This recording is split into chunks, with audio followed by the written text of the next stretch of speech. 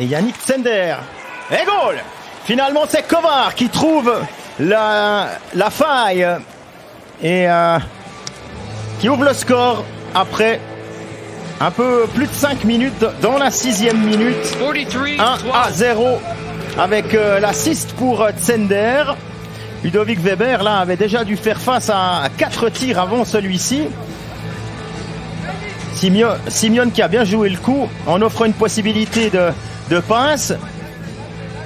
Et Kovar, son coup d'œil et son coup de poignet ont fait la différence et prennent 2 longueurs de retard. Hoffman, ouais, magique, magnifiquement joué, un 5 contre 3 idéal.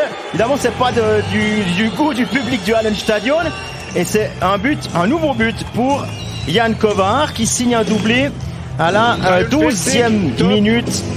46. Kovar, 2-0 pour Zug, à 5 contre 3. On attend qu'il y ait la place pour passer le puck. Au moment où Gehring relève sa crosse, là il était parfaitement par terre pour bloquer cette passe. Finalement, au moment où le capitaine zurichois la relève, Hoffman a été chercher la déviation de Andrighetto, Ro, Noro, Pettersson, retour à Noro, Pettersson encore et goal. Ah ben ça va lui faire du bien aux Suédois. Pettersson, 17 secondes à 5 contre 3 et on marque déjà 2-1. Ah, cette fin de match va être passionnante.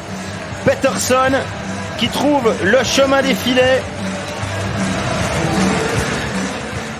On revoit la passe parfaite de Noro et le tir Raglas qui passe à gauche du patin de Giannoni pour le 2-1. Encore Senteller qui a passé et goal.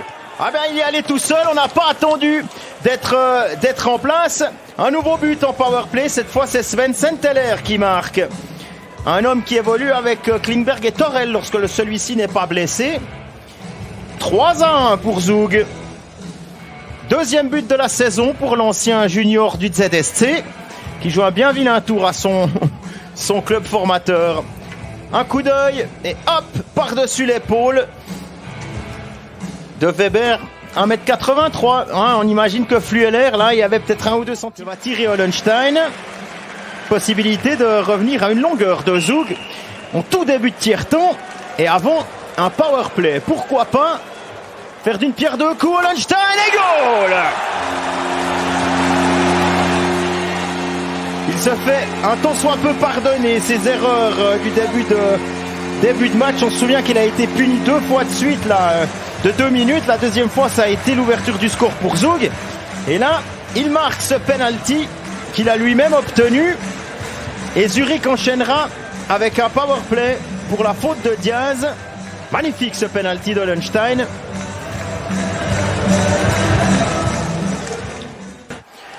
Ro. Petit puck pour Chris Baltisberger. C'est goal, 3-3. Tout est à refaire pour les Zugois.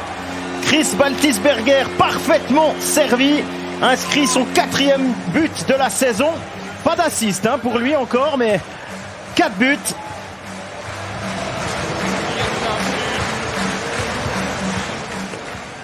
Ro obtient une mention d'aide. On va voir qui obtient la deuxième, si c'est Noro ou bien si c'est Andrighetto. On revoit, il patiente, il sert parfaitement son ailier positionné là en bumper si on veut bien, juste entre les 2 ronds d'engagement. Traverser toute la défense de Zurich. Oh là, et goal. On donne le but. Et c'est Zender qui marque. Hein. L'arbitre n'a eu aucune hésitation. Il a tout de suite montré. Il a fait le geste de la main. Qui a tout de suite validé ce but. C'est le 4-3 pour Zug par la crosse de Yannick Zender. Et là on vous montre. Hein, l'arbitre, regardez. Là il y a le puck qui est stoppé. Et Zender qui ramène ce puck dans sa palette pour battre Ludovic Weber masqué. C'est probablement Albrecht qui va avoir l'assist. Y a-t-il la vitesse nécessaire, Turcauf? Non. Il perd même la rondelle. Avec un peu de chance, McLeod peut récupérer. Trouver à la Talo, un lancé, le rebond et goal! Barhoffner, lui aussi ancien Zurichois, qui marque le 5-3. Mauvais timing là. On a vu Gehring se laisser emporter par son élan, perdre le puck en zone offensive. Et puis, avec un peu de chance, McLeod qui réussit à trouver à la Talo un tir. Voilà, à la Talo, un tir, le rebond et Barhoffner qui est parfaitement oublié par la défense zurichoise et qui peut mettre ce puck au fond pour ouvrir son compteur but. Alatalo obtiendra l'assistance et McLeod le deuxième assist. De réduire l'écart. Rowe sur les rotules. Va-t-il réussir à marquer Albrecht sur la sirène? Le 6-3 pour le Haut-Valaisan Albrecht.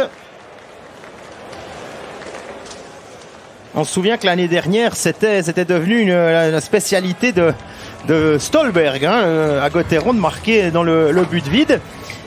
Est-ce une nouvelle vocation pour Albrecht? Peut-être.